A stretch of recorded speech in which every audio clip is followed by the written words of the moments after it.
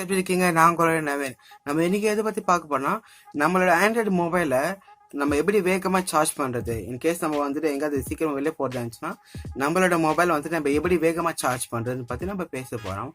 வாங்க வீடியோக்குள்ள போகலாம்.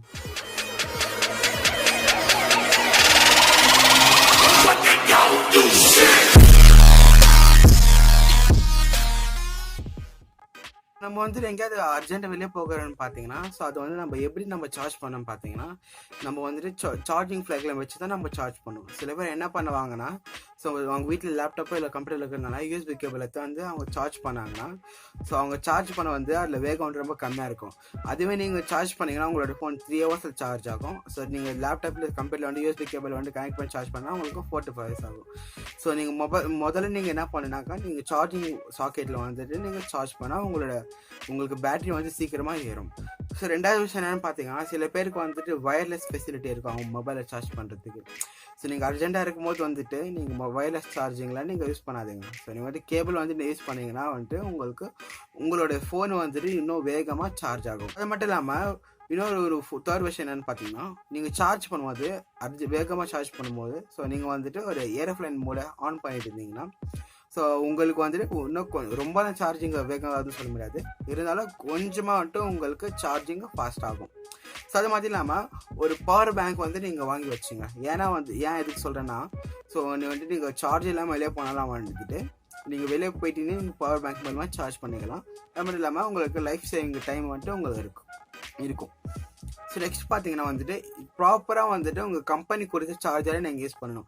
ஸோ நீங்கள் வந்துட்டு சீப்பாக இருக்குது, ஸோ ரேட்டு கம்மியாக இருக்குது வந்துட்டு நீங்கள் லோக்கல் இருக்கிறதுலாம் வாங்கி போட்டிங்கன்னா வந்துட்டு ஸோ உங்களுக்கு வந்துட்டு உங்கள் பேட்டரி மட்டும் வீக் ஆகிறது இல்லாமல் உங்கள் சார்ஜும் வந்துட்டு உங்களுக்கு ரொம்ப ஸ்லோவாக. அது மட்டும் பார்த்தீங்கன்னா இன்னொரு விஷயம் என்னென்னு பார்த்தீங்கன்னா, நீங்கள் சார்ஜ் பண்ணும்போது வந்துட்டு உங்கள் ஃபோன் வந்துட்டு எப்போவாது சூடாகுதேன்னு யோசிச்சு பார்த்துருக்கீங்களா?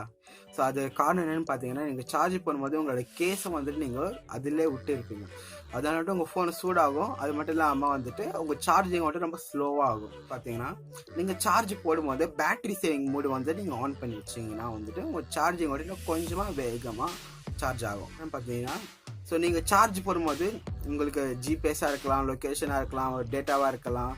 ஸோ உங்களுக்கு எதாவது வந்துட்டு உங்களுக்கு அந்த டைமில் யூஸ் இல்லையோ அதெல்லாம் வந்துட்டு ஆஃப் பண்ணி வச்சுருங்க. உங்களால் முடிஞ்ச வந்துட்டு எல்லா ஃபீச்சர்ஸும் வந்துட்டு நீங்கள் ஆஃப் பண்ணி வச்சுன்னா உங்கள் சார்ஜர் வந்துட்டு முக்கியமாக வந்துட்டு எல்லாமே முக்கியமாக டேட்டாவை வந்துட்டு நீங்கள் ஆஃப் பண்ணி வச்சுருங்க. சரிங்களா?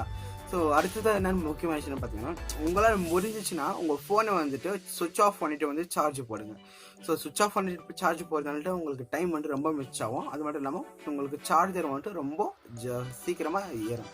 ஸோ இன்றைக்கி நம்ம பார்த்த ஒரு வீடியோ உங்களுக்கு பிடிச்சிச்சுன்னா லைக் பண்ணுங்கள், ஷேர் பண்ணுங்கள், கமெண்ட் பண்ணுங்கள். அது மட்டும் இல்லாமல் நீங்கள் நம்ம சேனலுக்கு புதுசாக வந்திருந்தீங்கன்னா சப்ஸ்கிரைப் பண்ணிட்டு பெல் பட்டன் ஐக்கான் ப்ரெஸ் பண்ணிட்டீங்கன்னா நம்ம சேனலுக்கு வீடியோ போட்டு தான் உங்களுக்கு நோட்டிஃபிகேஷன் வந்துடும். Thank you. Have a good day.